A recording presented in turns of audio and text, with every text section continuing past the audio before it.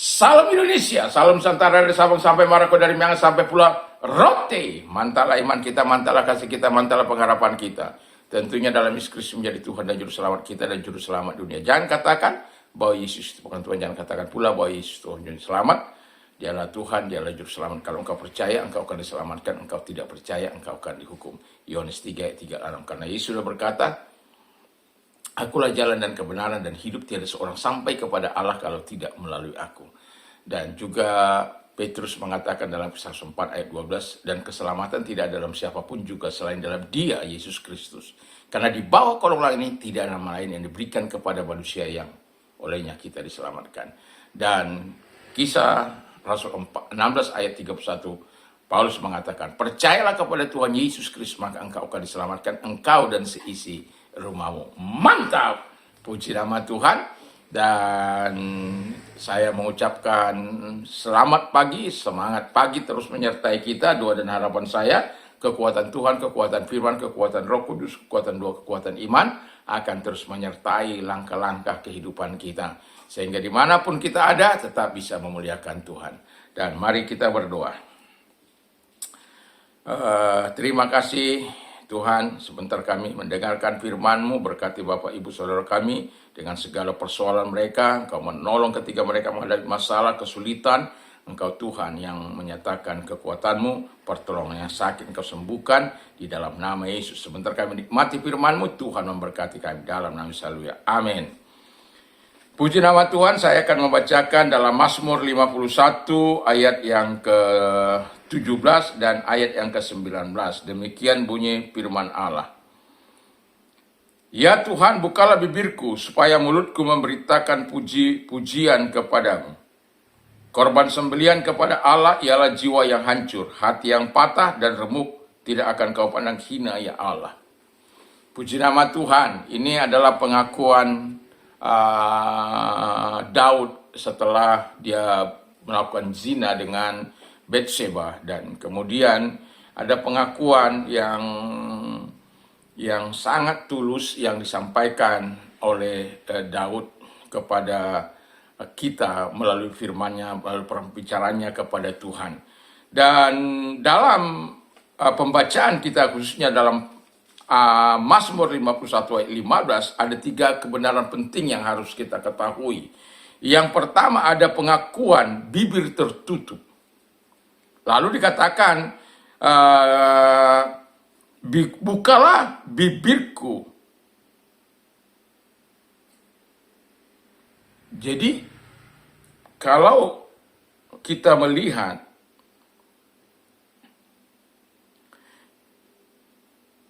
ayat 17-nya, ya Tuhan, bukalah bibirku.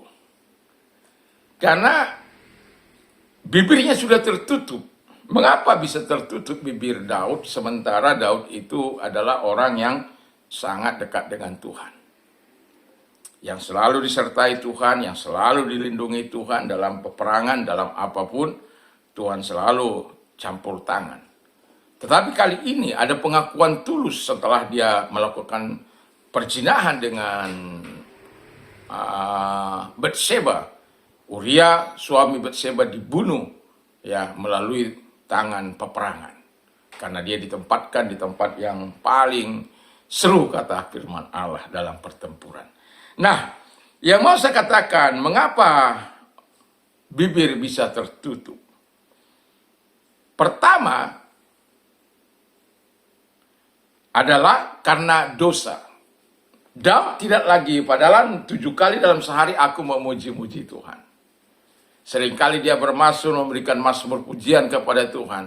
Tetapi ketika dosa menguasai hati seseorang, belum dibereskan dengan Tuhan, maka akan terjadi sesuatu yang tidak menyenangkan, sesuatu yang hatinya, kalau katakan dia goncang hatinya, tulang-tulangnya terasa remuk karena sudah tidak bisa memuji Tuhan. Kan sukacita itu membawa kegirangan bagi tubuh kita, sukacita itu membawa kegirangan bagi jiwa kita, sukacita itu membawa sesuatu yang baik dalam kehidupan kita. Dan itulah sebabnya firman Allah katakan dengan jelas bahwa ada tikus soalnya mengganggu.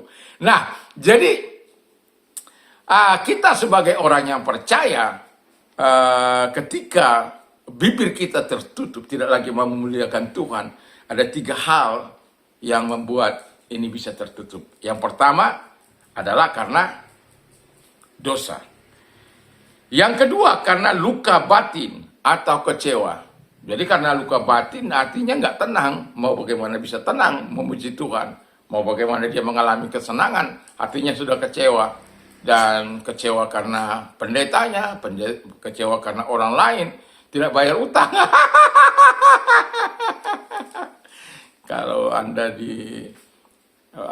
nggak usah kecewa, serahkan sama Tuhan. Kami bukan orang yang cukup kaya, tetapi banyak orang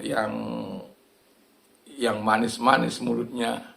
Kita sebenarnya kita bilang ya, sudah tidak mendapat bunga, sudah kita tidak minta bunga, dia minta tolong, lalu kemudian kita tolong, ternyata mentung. Ya. Tetapi saya mau katakan, bukan karena perbuatan-perbuatan mereka yang seperti itu kita lalu tidak makan, tidak ya. Artinya bahwa memang firman Allah kan katakan kita memberikan pinjaman, bukan meminjam. Jadi itu yang harus kita mengerti. Yang ketiga adalah, yang pertama tadi karena dosa, karena luka batin, dan ketiga karena dosa. Dan keempat karena dunia, ya. Jadi dunia ini kadangkala membuat kita tidak fokus kepada Tuhan. Makanya saya katakan kepada Tuhan, pujian saya 1000 terima kasih saya kepada Tuhan, 10 pujian saya kepada Tuhan.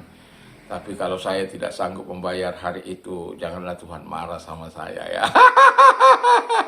Tapi saya selalu melakukannya, dan seperti yang saya katakan, kalau saya gagal, saya akan menggantikannya di hari berikutnya. Dan tetapi saya mau katakan kepada kita bahwa memuji Tuhan itu penting, memperkatakan firman Allah itu penting, supaya kita mendapatkan kekuatan.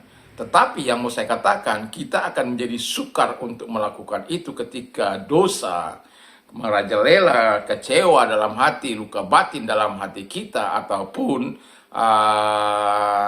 keinginan-keinginan dunia selalu ada dalam kehidupan kita, sehingga kita tidak betul-betul melakukan apa yang baik. Seperti ilustrasi tutup botol. Jadi kalau Anda beli minuman botol, kalau Anda tidak buka, air itu tidak akan bisa Anda minum. Ya. Dan Alkitab katakan, Daud katakan, bukalah mulutku Tuhan. Karena apa? Dia sudah gak sanggup buka mulutnya. Karena dosa yang merongrong dia, makanya di ayat 13, jangan ambil rohmu daripadaku. Ya. Karena ketika roh itu diambil daripada kita, kita kehilangan segalanya. Kita kehilangan semangat, kita kehilangan sukacita, kita kehilangan damai, dan lain sebagainya. Dan kita tidak akan bisa lagi memuliakan Tuhan dengan hati yang benar. Kalaupun kita memuliakan Tuhan, penuh dengan kepalsuan. Karena apa? Kita dalam keadaan tidak menyenangkan hati Tuhan. Itu sebabnya di ayat dari ayat 1 sampai dengan 16 dia selesaikan begitu rupa, dan dia ngaku bahwa dia tidak bisa lagi membuka mulutnya supaya Tuhan membukanya. Dan kita kalau kita beli kita beli air minuman di botol itu, kita buka baru kita minum ya. Jadi ada yang membukanya. Jadi Daud katakan, bukalah mulutku supaya aku bisa memuliakan Tuhan. Kebenaran yang kedua adalah adanya tujuan. Tujuannya apa? Bahwa tujuannya Daud itu baik, indah, mulia, adalah untuk memuliakan Tuhan. Dikatakan mulutku akan memuliakan Tuhan. Bagian 17b-nya. Jadi di sini kita bisa melihat bagaimana Tuhan mau melakukan sesuatu yang dahsyat, dan Tuhan mendengarkan doa daripada Daud itu ya. Karena kita tahu bahwa tiga fungsi bibir yang dibukakan Tuhan adalah yang pertama itu, fungsinya yang pertama, kita bisa memuji Tuhan.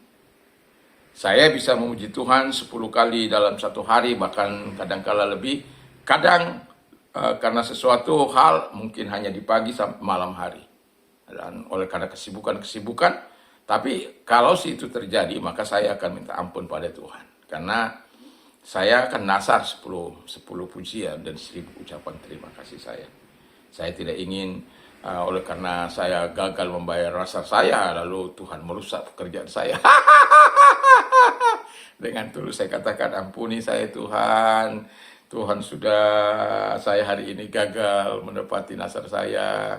Belas kasihan-Mu senantiasa ada dalam hidupku. Ya, sehingga kita tetap bisa terkoneksi dengan Tuhan dan bibir kita tetap bisa memuliakan Tuhan. Jadi fungsi mulut yang pertama ketika Tuhan membuka itu adalah kita bisa memuji Tuhan kembali, mengagungkan Tuhan, memasukkan Tuhan, memuliakan Tuhan, meninggikan Tuhan, dan berdoa dan macam-macam lah di situ. Yang kedua adalah kita bisa bersaksi. Setidak-tidaknya seperti Daud ini, bercerita bagaimana tentang kebaikan Tuhan, bercerita bagaimana Tuhan ketika dia berdosa dan apa yang Tuhan lakukan dalam dirinya. Baca itu pasal 51 ini. Dan jujurnya dia adalah dia mengakui, dan pada akhirnya ayat 17 dia buka keterus terangannya. Aku tidak ingin tidak memuliakan Tuhan. Aku tidak ingin tidak memuji Tuhan. Aku tidak ingin tidak membanggakan Tuhan. Aku tidak ingin tidak bisa lagi bersaksi tentang Tuhan. Aku tidak ingin tidak bisa lagi bersaksi tentang kebaikan Tuhan. Karena dosa yang menguasainya. Coba saya bacakan ayat 13 ya. Janganlah membuang aku dari hadapanmu, dan janganlah mengambil rohmu yang kudus daripadaku. Wow.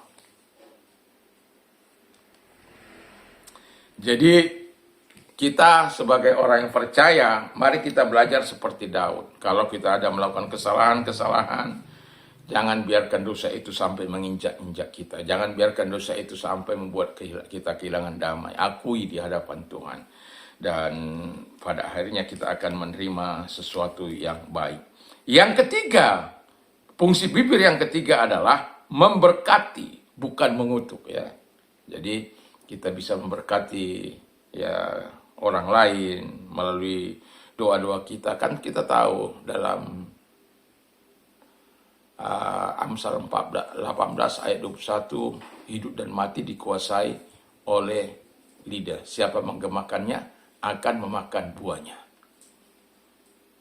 Jadi bibir kita, mulut kita pakai untuk memberkati, bukan mengutuki. Dan Daud melakukan itu. Dan ketika dia tidak bisa lagi, dia mengakui di hadapan Allah supaya Tuhan buka mulutnya, Tuhan buka bibirnya, dan supaya dia bisa memuliakan Tuhan.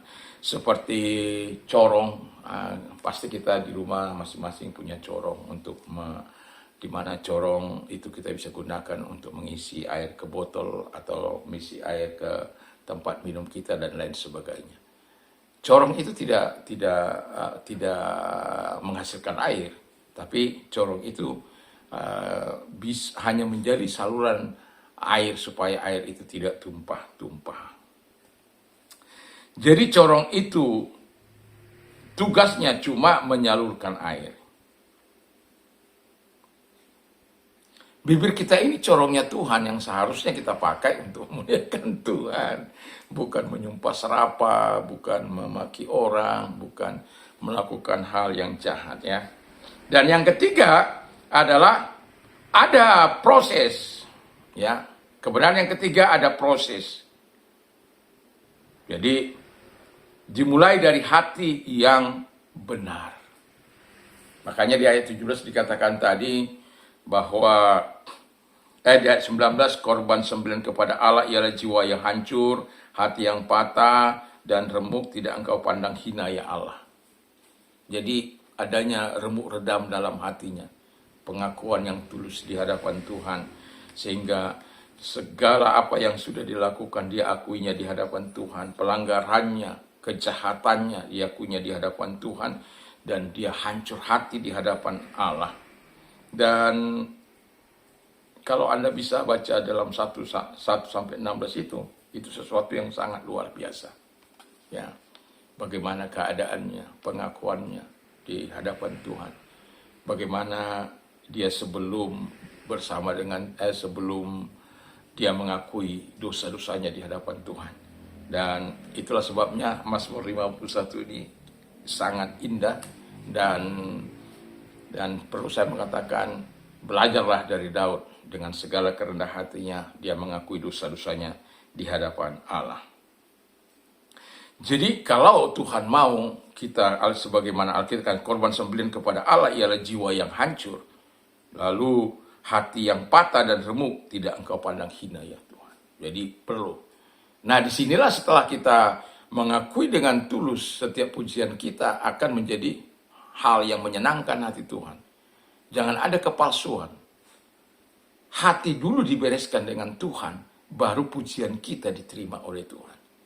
Kalau hati kita nggak beres di hadapan Tuhan, bibir kita memuliakan Tuhan nggak ada artinya apa-apa. Bibir kita yang mengagungkan Tuhan tidak ada artinya apa-apa di hadapan Tuhan. Tapi kalau kita memuliakan Tuhan dengan tulus, bahwa kita akan mendapatkan sesuatu. Mungkin ini gambaran yang bisa saya katakan. Ada seorang hamba Tuhan yang suaranya tidak begitu bagus ya, tetapi dia selalu memuliakan Tuhan, dan dia berdoa kepada Tuhan supaya Tuhan kirimkan ya orang-orang yang suaranya bagus lah gitu. Jadi lalu karena suaranya bagus orang ini, lalu pendeta ini sudah nggak mau lagi memuliakan Tuhan. Dia satu malam dia bermimpi didatangi oleh Tuhan. Kenapa nggak pernah lagi ku dengar pujian dari sini? Kira-kira begitu. Hamba Tuhan ini kaget. Loh Tuhan, kan ada itu suaranya yang bagus. Nggak pernah ku dengar itu.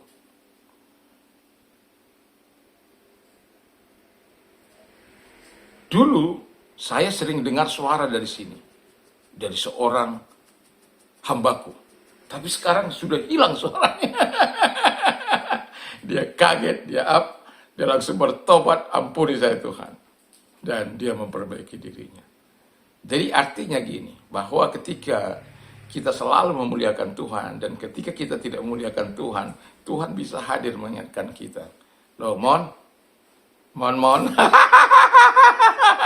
Kalau orang Batak, mon itu tikus apa? Ingus ya. Mon. Mana itu mon? Kenapa kamu nggak pernah memuji aku tak lagi? Ya. Aku rindu mendengarkan suara. Demikian Tuhan mau kita memuliakan Tuhan. Dengan bibir kita, dengan hati yang sudah di dalam pertobatan yang sungguh. Supaya bibir yang memuliakan Tuhan itu diterima oleh Tuhan. Hidup kita menjadi berkenan, dan hidup kita dilindungi, diberkati oleh Tuhan. Karena kita memuliakan Dia dengan tulus ikhlas dari segala kerendahan hati kita. Kiranya Tuhan Yesus memberkati kita. Mari kita berdoa. Terima kasih. Kiranya Tuhan memberkati kami supaya kami tetap hidup dalam, kami bisa memuliakan Tuhan, meninggikan Tuhan dalam kehidupan ini. Di dalam nama Yesus Kristus kami juga berdoa Tuhan. Kiranya Tuhan menolong para rekan, para sahabat kami dengan segala pergumulan mereka. Kalau engkau sakit, arahkan tanganmu kepada Tuhan. Dalam nama Yesus, segala sakit penyakitnya mereka alami dalam nama Yesus, keluar, dan oleh bilu Yesus engkau sembuh. Dan juga Tuhan, kami berdoa supaya juga Tuhan menolong mereka-mereka yang mengalami persoalan. Allahku akan mencukupi segala kebutuhan menurut kekayaan dan kemuliaan dalam Kristus Yesus. Arahkan tangan kepada Tuhan. Mari kita berdoa dalam nama Yesus. Tuhan menolong mereka, Tuhan memberkati mereka di dalam nama Yesus Kristus. Terima kasih. Kami sungguh bersyukur bahwa Engkau mau menolong mereka, memberkati mereka dalam nama Yesus. Haleluya. Amin. Puji nama Tuhan, selamat beraktivitas di pagi ini sampai nanti malam.